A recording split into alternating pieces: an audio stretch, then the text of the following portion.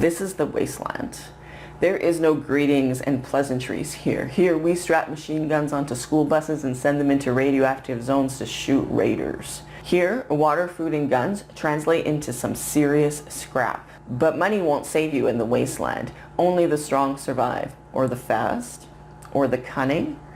Are you the best goddamn delivery boy on this side of societal collapse? Let's find out. This is your training day. Wasteland Express Delivery Service is a pickup and delivery game with contract and orders and flexible markets.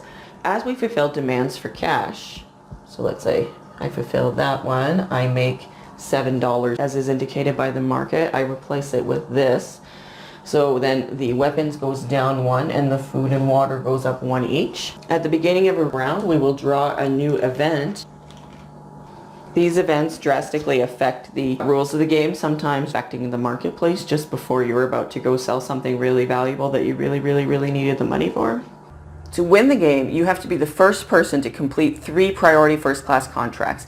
Priority first class contracts look like this. You can tell that they're a priority first class contract because they have a postmark like this.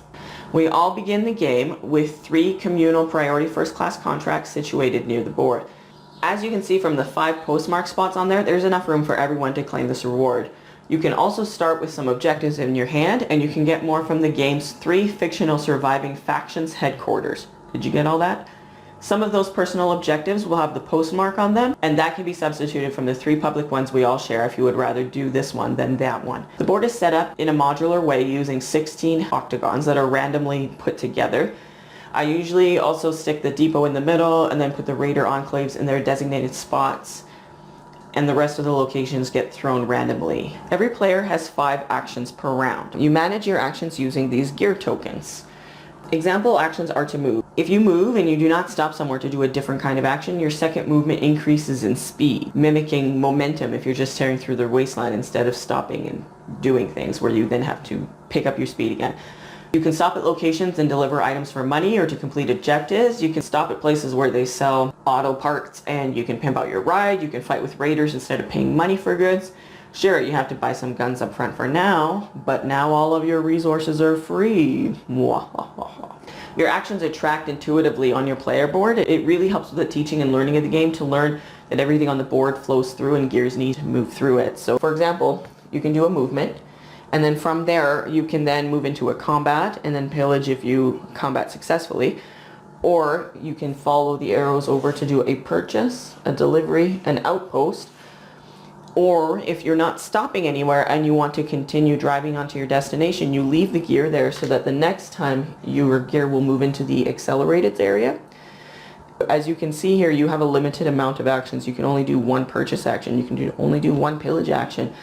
I tend to get my trucks really decked out and then go and attack people and realize I can only pillage once. The game starts out a little slow at first. You start out a little weak and you don't have a lot of carrying capacity, but as you make modifications to your truck, you become pimped out with weapons, you have a ton of carrying capacity, and now you're mowing down raiders, filling your trucks full to the brim with goods, dropping off that last $30 worth of delivery so that you can bail out the bank, so that you can get your final priority first class contract so that you can win the game. Like, it builds this momentum very quickly. It's very good with the theme in that way, where it's kind of like you're grinding your gears at first, but then after that you're like an unstoppable locomotive of whatever it is you want to do, whether it's kill or sell or speed through the desert or go through radiated zones without taking damage. Like, the world is your oyster.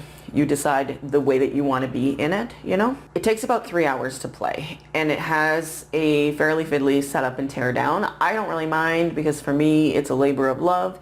But if that bothers you, like, just be aware of that. And also, if you're having people come over for a games night or something, like, they need to know that they're committing to a 3-hour game plus teach. It's obvious that a lot of work went into integrating the theme into this game. It just makes so much sense. Like, the player boards are very intuitive, the things you do are logical, and it's easy to explain the rules using that theme. Every time that I re-rank my board games, I expect that it will be dethroned, and it has been clinging in there for the last 5 years. This is my #1 game of all time for 5 years running now. High praise. High praise. I play a lot of board games. All right, this has been Play Me. If you like what we do, please like and subscribe, and leave your favorite game in the comments. Thanks.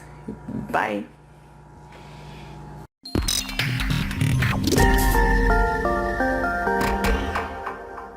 Hey, just some super fast little bonus footage. I just wanted you to see how it goes back in the box. So we've got like all the tiles and the dice and the cards all stacked nicely. And then